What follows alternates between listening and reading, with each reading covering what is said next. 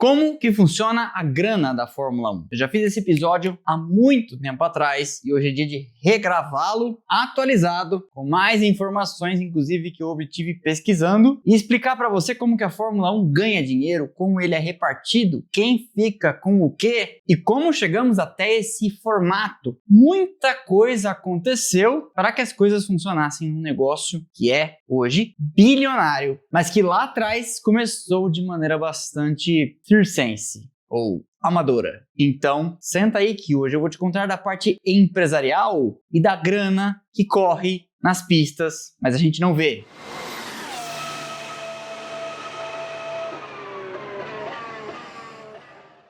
Mas antes, este vídeo é patrocinado, chega mais, pelo Surfshark, o melhor serviço de VPN, nosso parceiro de longa data.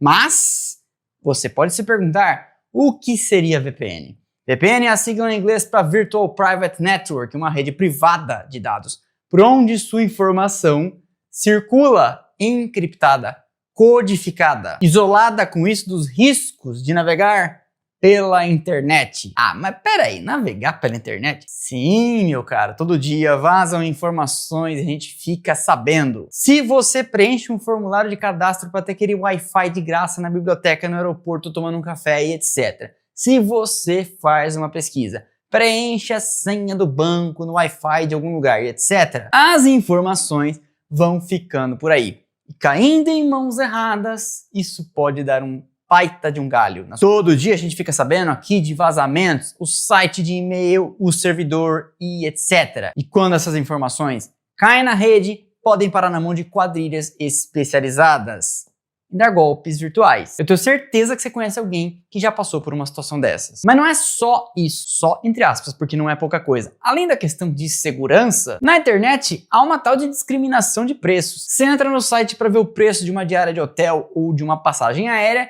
e quando volta no final do dia para fechar negócio, tá mais caro. Não é à toa. Ou quer assistir aquela série que saiu do catálogo aqui no Brasil, mas você sabe que tem lá no Chile, na Tailândia, na Moldóvia, sei lá onde. É só entrar, mudar a geolocalização, ir lá e assistir. Aderindo ao Surfshark, você tem outros benefícios, como o Surfshark Alert, que te avisa se seus dados estiverem viajando pela internet nestes tais vazamentos. Além disso, ele funciona em dispositivos ilimitados: celular, desktop, notebook, tablet, videogame, Smart TV. Tem Surfshark em todos eles para você. E se você aderir ao Surfshark usando o meu cupom SPLASH, você tem acesso a uma promoção especial, 4 meses a mais e 30 dias para testar. E se não gostar, seu dinheiro de volta. Entendeu bem? De volta. Então, acabando aqui, link na descrição e fixo também no primeiro comentário. Vai pelo meu cupom SPLASH, tô te pondo na cara do gol. Você me ajuda indo pelo meu link, porque, né, aí o patrocinador sabe que funciona, todo mundo fica feliz, todo mundo se ajuda. Valeu, então é isso. Seguimos. A Fórmula 1 é hoje, não é exagero dizer, um negócio bilionário. Mas como que funciona? Quem paga o que para quem? Quem custeia a gasolina do safety car? Sempre foi assim? Afinal de contas, semanas atrás você contou da origem da Fórmula 1 e disse que ela já nasceu nobre, que ela já nasceu chique. Então, vamos lá. Durante as primeiras décadas, o amadorismo prevaleceu, como em quase todos os negócios que estão no começo. Lá atrás, os organizadores das corridas, porque isso remonta à origem da Fórmula 1, inclusive já falei em vídeo recente de onde ela veio, também uma regravação, e os promotores dos grandes prêmios que começaram organizando as corridas. Então, muito era negociado com eles, equipe a equipe, cobrando uma grana para correr. Cobrando uma grana para correr? Sim. Porque vamos dar 2 passos atrás. No começo, as equipes e os pilotos viviam dos prêmios, dos grandes prêmios. Só que rapidamente ficou claro que num negócio em que só quem ganha alguma coisa, a coisa ficava insustentável e as equipes iam começar a procurar outras freguesias para cantar. Ou no caso, correr onde desse para vencer. Como um grid esvaziado não interessava para ninguém, de cara nasceu esse modelo em que todo mundo recebia para participar e o bônus ficava então por conta da vitória. Venceu o grande prêmio, leva aí sim uma grana que era dividida entre piloto, dono da equipe, e os mecânicos. Surgiria ali, antes até da Fórmula 1, na época dos grandes prêmios, uma importante fonte de receita das equipes que está presente até hoje. Mas, com seres humanos envolvidos, evidentemente essa grana pela participação não era igual para todo mundo. Tinha gente que recebia mais. Spoiler, recebe até hoje. Lá no começo, no surgimento dos grandes prêmios e também nas primeiras décadas da Fórmula 1, as equipes fabricantes Maserati, Alfa Romeo, Ferrari, Talbot Lago, Bugatti eram vistas com melhores olhos pelos promotores dos grandes prêmios e então recebiam mais. Já os participantes chamados independentes, e por esse lugar entraram os construtores ingleses, eram considerados por quem organizava as corridas como coadjuvantes, elenco de apoio, aquele pessoal que aparece no fundo para fazer número. Isso continuaria assim pelos primeiros anos da Fórmula 1, mas o jogo começa a virar com a invasão inglesa, não só em números como em resultados, quando Cooper, BRM e depois Brabham e Lotus começam a vencer. Começando a vencer e aumentando cada vez mais em número, começou a ficar evidente para os ingleses que esta minoria, em volume e agora também em resultados no grid, não podia ganhar mais dinheiro do que eles. Afinal de contas, eles pensaram, se o grid tem 20, 24 carros e nós somos mais de 3/4, se a gente não correr, ninguém corre. Mas isso era difícil de explicar para os promotores de grandes prêmios que pensavam, a Ferrari com toda essa fama, a Alfa Romeo, a Maserati, a Lancia, a Mercedes merecem receber mais dinheiro. Vai nascendo então, primeiro em conversas de bastidores e mais adiante, uma união formal entre os construtores ingleses para brigar por melhores acordos. Quando o tricampeão Sir Jack Brabham resolve se aposentar e voltar para a Austrália para cuidar de sua fazenda com a família e vende sua parte na equipe que levava seu sobrenome para o sócio Ron Tauranac, não demora muito e o sócio vende sua parte para um ex-vendedor de veículos interessado nas corridas que já tinha tentado ser piloto sem sucesso, chamado Bernard Charles Eccleston, tio Bernie. Ele primeiro resolve colocar ordem na equipe e traz um jovem engenheiro sul-africano para tocar a parte técnica, um tal de Gordon Murray, de quem a gente muito ouviria falar. Resolvida essa questão, a equipe começa a andar pelas próprias pernas e Eccleston começa devagar a conversar ao pé do ouvido com Ted Meyer, da McLaren, Ken Tyrrell, da Tyrrell, Frank Williams. E com todos, ele escolhia as mesmas reclamações. Pô, é sacanagem, a gente faz o que faz, a gente está vencendo e os caras recebem mais do que a gente. Os caras, principalmente a Ferrari. Naquele momento, a Fórmula 1 começava a aparecer nas televisões e os acordos de transmissão eram fechados entre quem organizava as corridas e as televisões. E Eccleston, mais os construtores ingleses, seguiam achando que tinha alguma coisa errada nesse modelo. Ele pensava, somos nós que investimos, somos nós que corremos, é a gente que leva a fama quando nossos pilotos morrem e são esses promotores de grandes prêmios que estão agora vendendo contratos milionários para a televisão nas nossas costas. Eccleston então pensa e propõe para seus colegas, e se nós nos unirmos e formos então em bloco negociar com os promotores de grandes prêmios, avisando, ou paga melhor ou a gente não corre e você vai ficar só com a Ferrari e meia dúzia de outros carros. Este foi o primeiro passo, mas muita coisa viria na sequência, porque Eccleston mirava na coisa maior, pegar para ele os direitos de televisão. Mas isso ia ter que esperar. A aliança teria que ser costurada passo a passo. Para que isso acontecesse, uma inversão completa analógica teria que acontecer. Até ali, a Fórmula 1 corria onde houvesse um autódromo interessado em recebê-la e pagando alguma coisa. Alguma coisa, no caso, o que o organizador topasse pagar. Esse organizador ainda vendia cotas de patrocínio do evento para quem ele quisesse. E as equipes não podiam falar nada a respeito. Contra tudo e querendo mudar todos esses itens, nascia então a FOCA, a Formula One Constructors Association, ou Associação dos Construtores da Fórmula 1, que no começo era essencialmente Eccleston e seus parceiros ingleses. A conta era, se as televisões estão vendendo o nosso espetáculo por aí para anunciantes, e faturando com isso rios de dinheiro num show que a gente promove, é válido que daqui pra frente essa grana fique com a gente. Porque a partir dali, com uma exposição global, as cifras se multiplicavam. Uma coisa era um patrocinador pagar para aparecer num circuito e então estampar sua marca num jornal de grande circulação e para o público presente nas pistas. Outra completamente diferente e muito maior eram essas placas aparecendo para 200 países. Não essas placas, como os adesivos dos carros, porque ele também pensou, a gente vai poder cobrar muito mais. Para atrair os construtores ingleses, Eccleston, evidentemente, prometeu vantagens. Porque sendo ele um construtor, ele sabia exatamente onde o calo apertava para cada equipe. Então ele propôs, por que vocês, ao invés de individualmente ficarem negociando com fornecimento de pneus, freios, combustível, bucando frete de carga, hotéis e etc., não se juntam a mim, me deixam responsável por tudo e eu negocio em bloco também as questões relacionadas aos custos, e vai ficar mais barato para todos nós. Ele basicamente sindicalizou as equipes da Fórmula 1 e elas começaram a ver benefício nisso quando tiveram os custos caindo, pela força de negociar em bloco. Isso, evidentemente, gerou traumas. A temporada de 1982 foi o auge dessa guerra. De um lado os ingleses, do outro as equipes da Europa continental, principalmente Ferrari, Renault e Alfa Romeo, com a FIA, ou no caso, a FISA, capitaneadas por adivinha quem? Jean-Marie Balestre, ficando do lado do segundo grupo.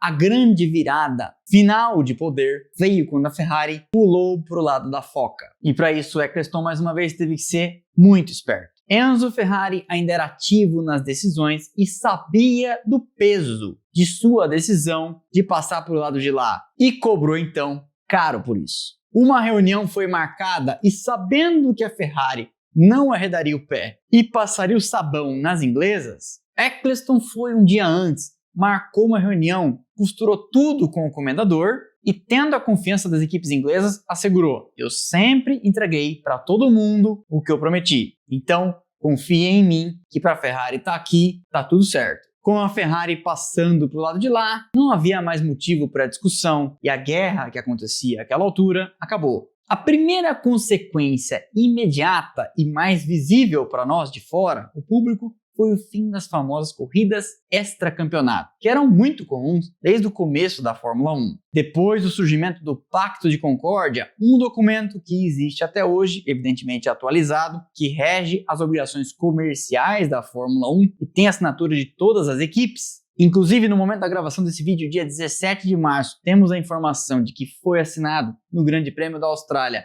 a sua nova edição com 11 equipes, mais a Fórmula 1, ficou valendo que ou corriam todas ou não corria ninguém. E por isso, as corridas extra, que não valiam para o campeonato mundial, acabaram. Até ali isso acontecia e quem podia e quem queria ia lá, cobrava seu cachê e disputava. Mas Eccleston convenceu todo mundo dizendo, para esse show valer o que a gente cobra e quer aumentar cada vez mais o que cobrará, nós temos que gerar escassez. Só tem Fórmula 1 em determinados lugares. Não vai ter um terço ou metade do grid correndo mais barato por aí. Puxa vida. A segunda consequência foi que a partir dali, os novos acordos seriam feitos em outras bases. Não apenas financeiras, mas de infraestrutura. Foi nessa época que Eccleston, Jean-Marie Balestre e o professor Sid Watkins começaram a impor exigências aos circuitos, como a existência de hospitais, fornecimento de veículos e helicópteros para resgate. Falei da imensa evolução da segurança na Fórmula 1 e do papel de professor Watkins nesse vídeo recente aqui. Link na descrição. Vale muito a pena ver. Ficava instituída a partir dali a chamada Promoters Fee, uma taxa que a Fórmula 1 cobra, uma espécie de cachê em bloco que é dividida entre as equipes. Ela é, até hoje, uma importante fonte de receita no bolo. E eu vou te contar mais da composição desse bolo na sequência. O passo seguinte e muito importante para que a Fórmula 1 não ficasse na mão de emissoras locais foi a criação de sua própria televisão. Eu ainda não estou falando da F1 TV, que tem a ver com isso, mas viria muito depois. Eccleston pensava, eu preciso gerar as minhas próprias imagens, porque o serviço tinha qualidade muito dispar de país para país. E era comum que numa corrida no Brasil aparecesse muito do brasileiro e quase nada do resto, e no Japão, e na Itália, e etc. Isso podia ser muito legal para o público local, mas quebrava o argumento de venda de Eccleston para o mundo, dizendo: eu promovo o esporte planetário. Porque aí o anunciante dizia, né, mais ou menos, né, porque cada pista tem um tipo de transmissão, e então eu prefiro anunciar em só algumas provas. Ele precisava ter um serviço padronizado de qualidade técnica e edição que privilegiasse a competição e não preferências nacionais. Outro passo importante foi o alinhamento dos patrocinadores. Hoje, por exemplo, você vê como isso funciona. Há um fornecedor oficial de relógios, a Tag Heuer. Há uma transportadora oficial, a DHL. Há uma companhia aérea, a Qatar Airways. Há uma cerveja, a Heineken. Há uma champanhe, a Moët Chandon, a Louis Vuitton e etc. Marcas que fazem parte de acordos globais direto com a Fórmula 1. Mas no passado, a Fórmula 1 vinha correndo no Brasil e o autódromo tinha seus acordos individuais com eventuais marcas, como por exemplo a Chevrolet adesivava a torre. Vamos ver se a gente acha uma imagem disso. De repente a Fórmula 1 tinha uma marca de cerveja como, sei lá, a australiana Foster's, só que em Interlagos ou Jacarepaguá aparecia lá um logotipo da Skol e etc. Isso deixava Eccleston pistola, com razão. Até pouco tempo atrás, este era um ponto de atrito, por exemplo, com o Mônaco, que tinha seus acordos individuais e a Fórmula 1 tinha que engolir aquilo atravessada. Tá, Rodrigo, mas e a grana? Como que funciona? Então, eu precisava te explicar até aqui para começar a destrinchar o bolo. Hoje em dia, as principais fontes de receita da Fórmula 1 são 1. Direitos de televisão. 2. A Promoter's Fee, que eles cobram de quem organiza as corridas para ir lá correr. 3. Acordos globais. 4. Receita da F1 TV. 5. Licenciamento de produtos. E 6. Camarotes e arquibancadas corporativas. Por exemplo, nesse caso, a estrela da Heineken, lounges de um eventual banco patrocinador e etc.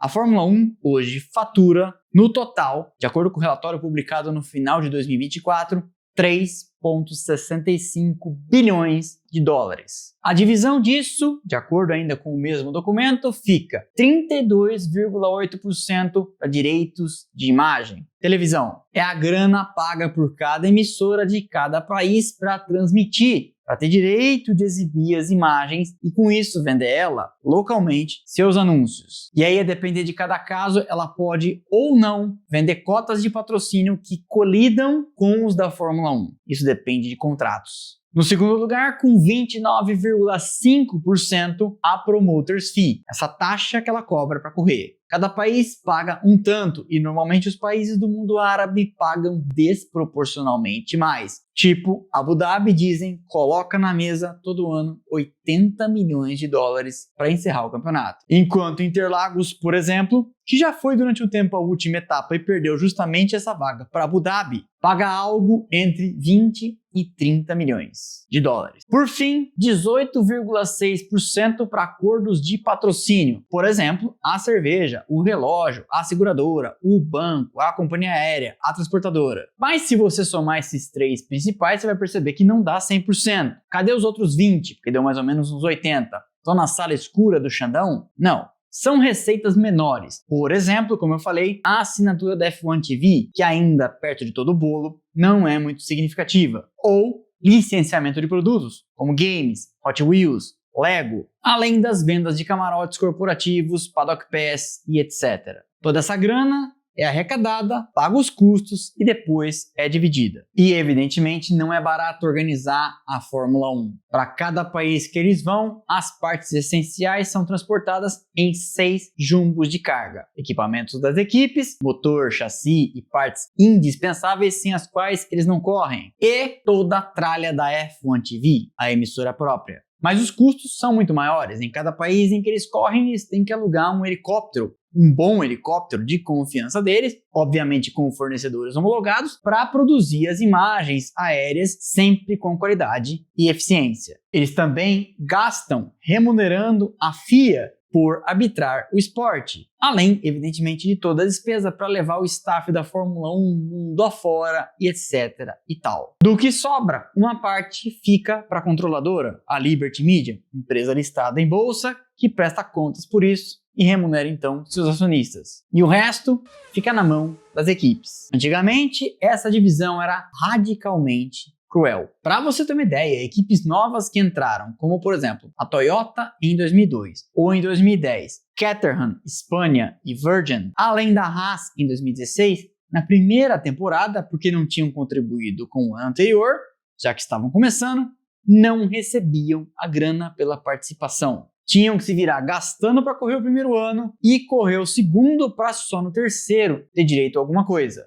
Isso de cara já impunha uma barreira financeira pesada para qualquer uma que resolvesse participar. Além disso, quem não pontuasse não tinha direito ao frete, ou seja, se virava para carregar suas coisas mundo afora. E aí você raciocina comigo, não pontuou, não deve estar bem nas pernas, não é tão fácil assim arrumar patrocinador. E ainda vai ter que arcar com a fortuna que é transportar essa tralha toda pelos 16 países na época. Agora isso mudou. Além do teto de gastos resolvendo o problema para cima, porque tinha algumas equipes que tinham dinheiro infinito, como a Ferrari e a Mercedes, há também por baixo uma maior previsibilidade de receitas. A grana é dividida em 3 camadas diferentes. A primeira, igual para todo mundo, mais ou menos de 35 milhões de dólares é paga por participar. Por isso, Haas, Alpine, Ferrari, Williams, Mercedes, todas recebem a mesma coisa. Ué, mas a Ferrari não recebe mais? Calma. A segunda camada tem a ver com a colocação no campeonato de construtores. Já deve ter me ouvido falando aqui, ou em outro lugar, que uma posição nos construtores vale ali em torno de 10 a 12 milhões de dólares a mais na conta. Por isso que no fim do ano, às vezes lá em Abu Dhabi, uma disputa pelo 8º lugar faz muita diferença, porque às vezes você marca pontos que mudam sua posição.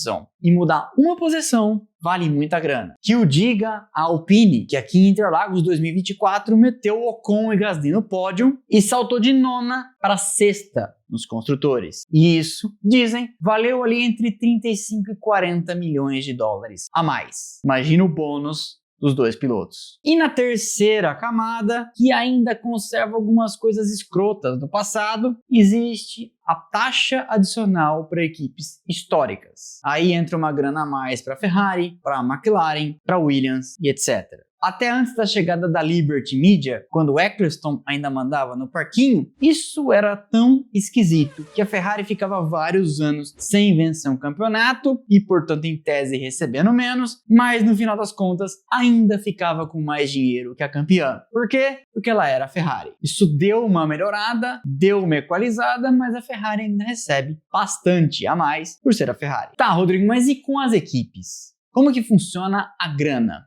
Hoje em dia, vocês já me perguntaram isso diversas vezes nos comentários e nas mensagens diretas. As equipes dão lucro? Então, pela primeira vez na história, sim. Porque o que aconteceu? O teto de gastos travou o que dá para gastar. Toda a receita de desenvolver e operar os carros tem que caber em 130 milhões de dólares. Além disso, o custo para viajar o mundo inteiro e o salário de todo mundo, menos há 3 exceções. Por exemplo, numa Aston Martin, provavelmente estão fora desse teto o salário do Newey, o salário do Alonso e o salário de mais alguém, sei lá, Andy Cowell. A receita das equipes tem 3 pilares: a grana que a Fórmula 1 paga, a grana dos patrocinadores, parceiros estratégicos e, bem menor, por isso que não é um pilar, a venda de merchandising, camiseta, boné, etc.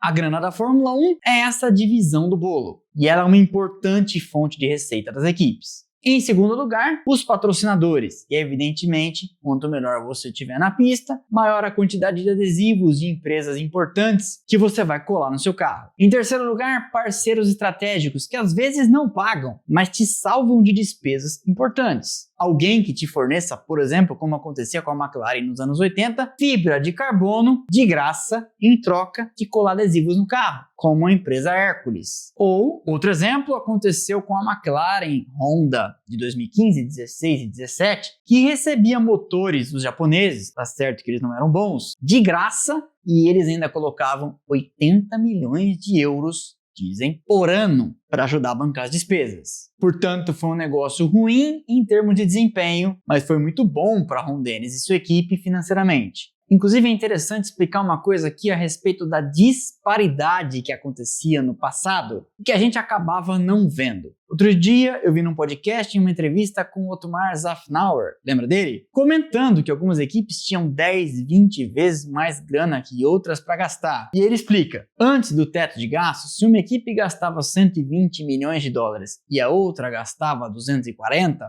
a de 240 não tinha o dobro da grana. Ela tinha 15, 20 vezes mais. Porque para toda equipe custa mais ou menos a mesma coisa para funcionar. Vamos dizer, 100 milhões de dólares por ano. Então, para uma equipe, havia 20 para desenvolver o carro. E para outra, que tinha 240 menos 100, sobrava 140. Ou seja, uma tinha 20, a outra 140, 7 vezes. Era o múltiplo. E aí ele fala, por isso que era difícil competir. E ele foi chefe durante muito tempo na Force India contra uma Ferrari, contra uma Red Bull, contra uma Mercedes. Porque eles não tinham o dobro da grana. Eles tinham muitas vezes mais. Até a chegada do teto de gastos, era comum que dentre as 10 equipes do grid, sempre 2 ou 3 estivessem com a corda no pescoço, perto de fechar e, por causa disso, tendo que recorrer a pilotos pagantes. Hoje em dia, nenhuma das equipes da Fórmula 1 está à beira da falência e com o estabelecimento desse sistema de liga, parecido com a NFL, NBA e etc., com todo mundo recebendo mais ou menos igual, e a necessidade de uma aprovação para a entrada de uma equipe pequena, o valor de todas subiu. E por isso, para entrar em 2026, a GM Cadillac terá que colocar na mesa, para dividir entre as 10, 450 milhões de dólares. Portanto, 45 para cada uma para poder sentar na mesma mesa. Isso leva em conta uma estimativa de perda de receita das outras 10, enquanto o bolo não crescer com a chegada da 11ª. O novo Pacto de Concórdia já aumentou esse valor para 600, o que significa que uma nova e 12ª equipe vai ter que colocar essa fortuna sobre a mesa antes de pensar em fabricar seu novo carro. Desde a chegada do grupo Liberty Media, a Fórmula 1, que sempre deu dinheiro para tio Eccleston, virou uma máquina de distribuir grana para os seus acionistas, no caso o grupo Liberty, e para as equipes. Então, se é verdade que Eccleston fez muita coisa para trazer o barco até 2017, é também verdade que sua gestão estava ultrapassada. E os americanos que assumiram a partir dali levaram a coisa a outra escala. E disso eu quero falar em outro vídeo, explicando a explosão da Fórmula 1 como negócio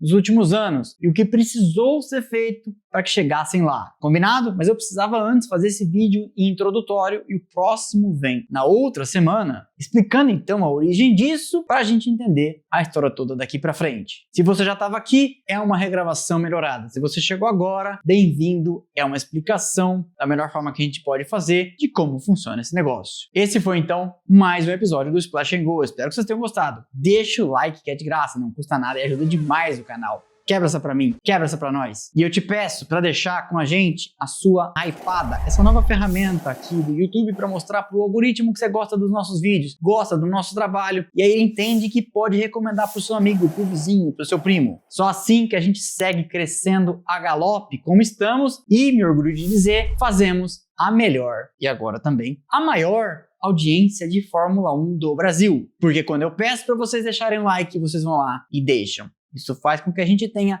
mais likes, mais comentários e mais hypadas que canais com 10, 15 vezes o nosso número de inscritos. Eu devo isso a vocês. Um canal precisa de duas pontas. Quem faz e quem assiste. Para não ficar de fora de nada, você pode seguir as nossas redes sociais, Instagram, Twitter, Threads, TikTok, onde tem conteúdo a toda hora. Links aqui embaixo na descrição, estão passando aqui os arrobas. Também temos canais de notificação no Telegram, no WhatsApp e recentemente criamos um no Instagram. E por lá você também recebe recado no seu celular assim que eu publico cada um dos conteúdos. E a gente não brinca em serviço aqui quando fala em conteúdos. Foram 880 novas publicações no YouTube e umas 200 por mês, todo mês, no Instagram. Beleza? Então é isso. Valeu, obrigado pela audiência. Aquele abraço.